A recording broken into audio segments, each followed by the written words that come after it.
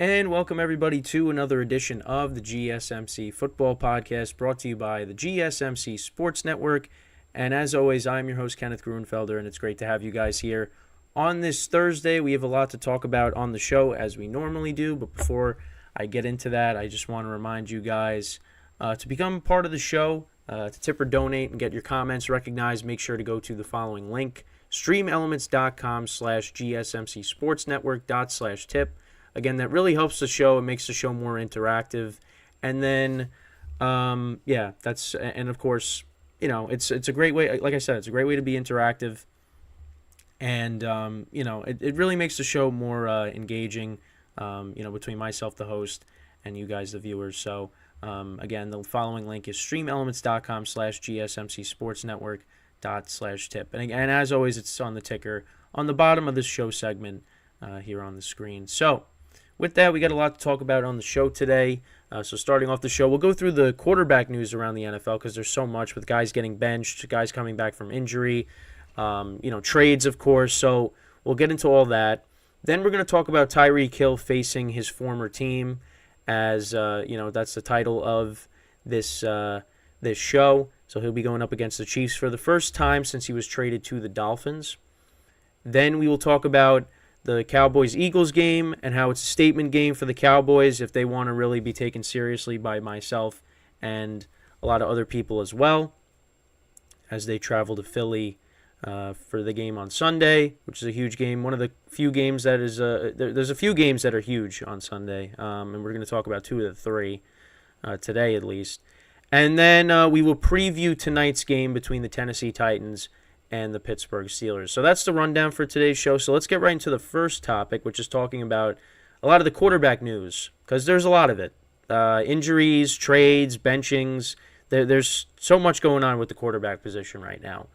So I'm going to be honest, I don't know where to start. But I guess we'll get into the two situations that have to deal with quarterbacks being benched. So with the Atlanta Falcons, we'll start off with them.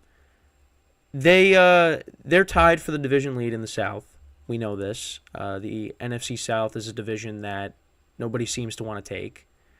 And right now the Falcons are tied at 4-4 with the Saints. But they've kind of been having issues at that position. Desmond Ridder really has not played well this year. He's been turning the ball over a lot. And the Falcons do have Taylor Heineke as their backup quarterback. So he actually did end up playing on Sunday. Desmond Ridder left the game. They were, evaluating him for a concussion, and he was cleared to play, but they didn't go back to him. They stuck with Heineke instead, and he ended up finishing the game. And the Falcons ended up losing that game 28-23 against Will Levis, his NFL debut, through 4 touchdown passes. So the Falcons dropped to 4-4 on the season, but they're still tied for the division lead. The Saints won, so those two teams at the moment are tied for first place in the South. But yeah, it's the quarterback position is a weakness for the Falcons, and they got a good roster. They got good playmakers on offense. Their defense is pretty good with some of the acquisitions they've made also in the offseason. They brought over Jesse Bates, the safety from the Bengals, to improve the secondary with the defense. So the roster is good for the Falcons.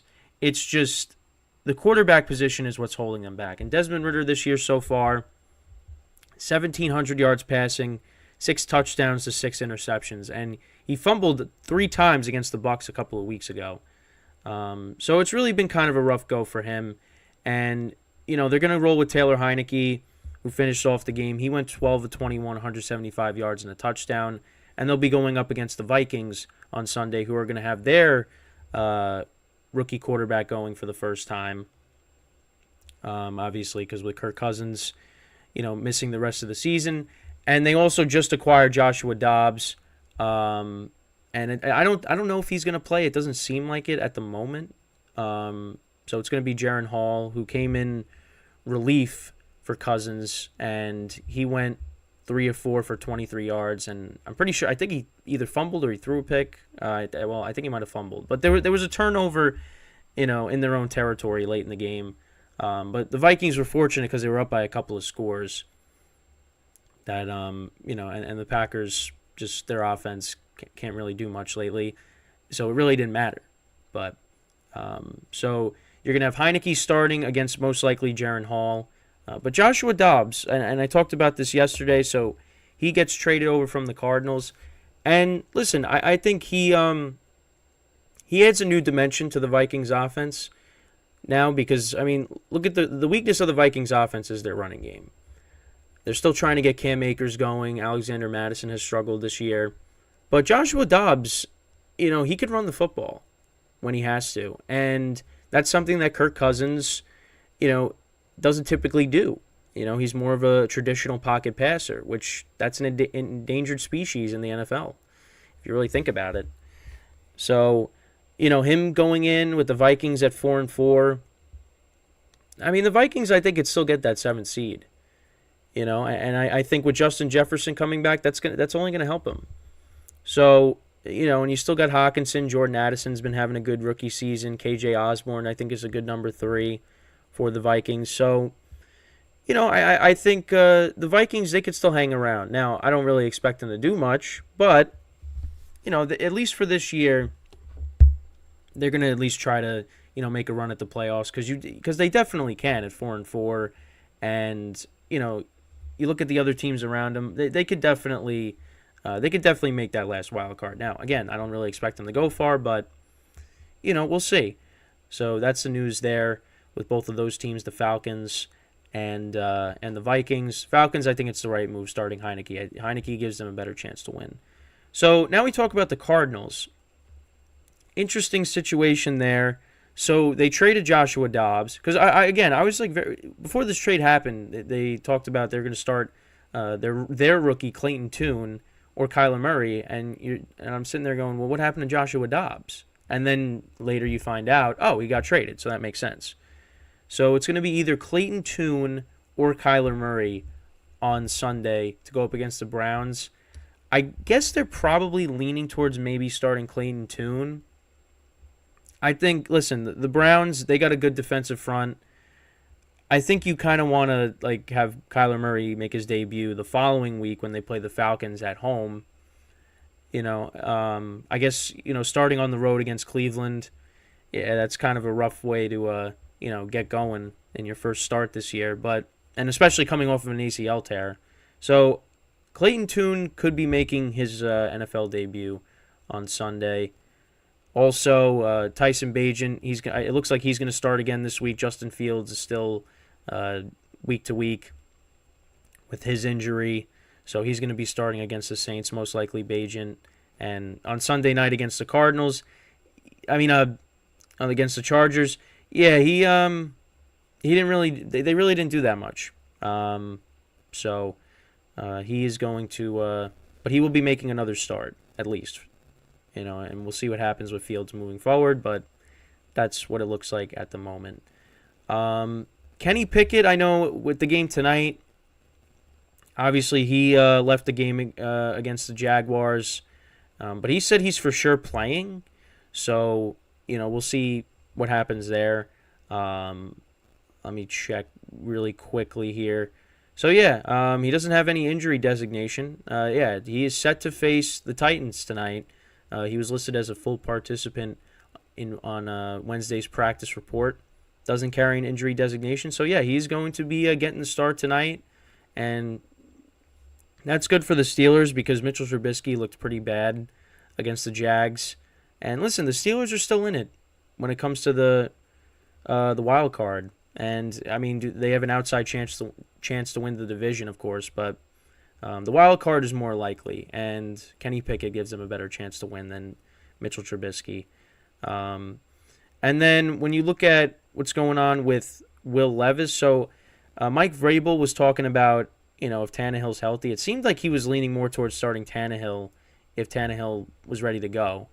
But it looks like Will Levis will be definitely starting tonight against the Steelers. Ryan Tannehill was ruled out with his ankle injury, still dealing with that injury that he suffered when they played the Ravens a few weeks ago in London. So, yeah, it's going to be Will Levis, and he had an impressive debut, and let's see what he's made of tonight. Hostile environment in Pittsburgh, that defense. Let's see what he does. It should be an interesting game. We'll talk about it later in the show, of course. But, yeah, so you got that. Pickett's healthy. He's, well, not healthy, but he's cleared to play at least.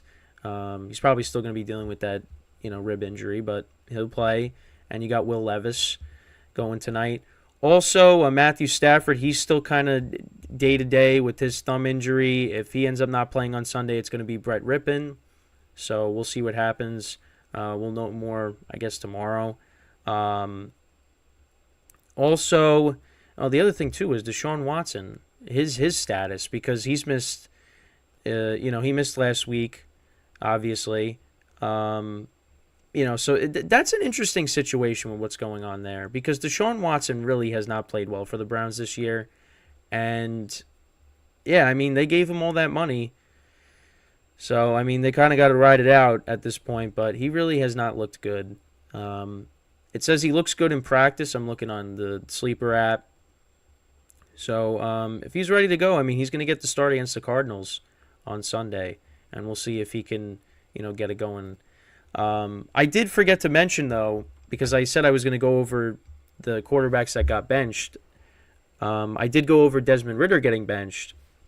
Jimmy Garoppolo has been benched. AidanO'Connell is going to be the starter on Sunday and moving forward.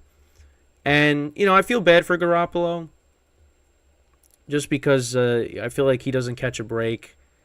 And, it's unfortunate, but he hasn't played well, leads the league in interceptions. Monday's game was hard to watch. It was a tough watch because you had Devontae Adams open a couple times and you just missed him.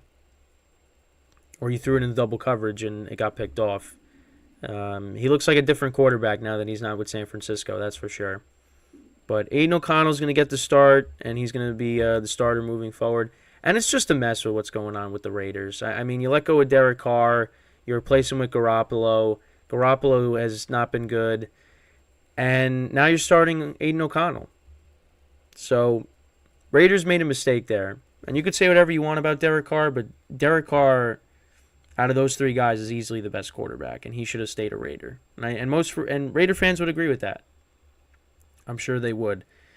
But you got to look at ownership, and you got to say to yourself, yeah, they made a mistake, bringing in Josh McDaniels as the head coach. And it was funny because I was watching a video of a YouTuber that I like to watch, and, he goes over every single game, and he talked about all of the Raiders' losses last year. Like against the Cardinals, they blew a 20-0 lead. What else? They blew a lot of leads. But it was so true though. They blew it against the Jaguars last year. I'm trying to think. There were all these games that it's you should have won. Oh yeah, you barely moved the ball against the Saints last year, who Derek Carr eventually went to. This year against the Steelers, kicking the field goal when they should have went for the touchdown to tie the game because they didn't even end up getting the ball back. I'm trying to think. What were the other bad losses?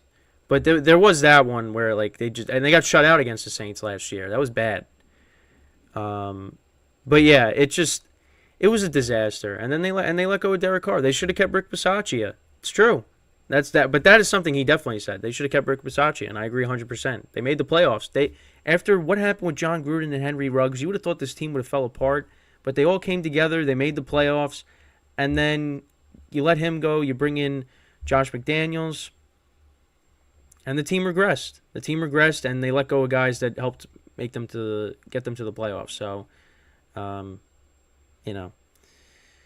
yeah. So we'll see what the Raiders do. They got Antonio Pierce as the interim head coach. So he's going to finish out the year, and they go from there. So with that, we're going to take our first break of the show. And then when we come back, we're going to talk about this game on Sunday between the Dolphins and the Chiefs in Germany, as Tyreek Hill will be facing his former team for the very first time. So stick around, and we'll be right back here on the GSMC Football Podcast.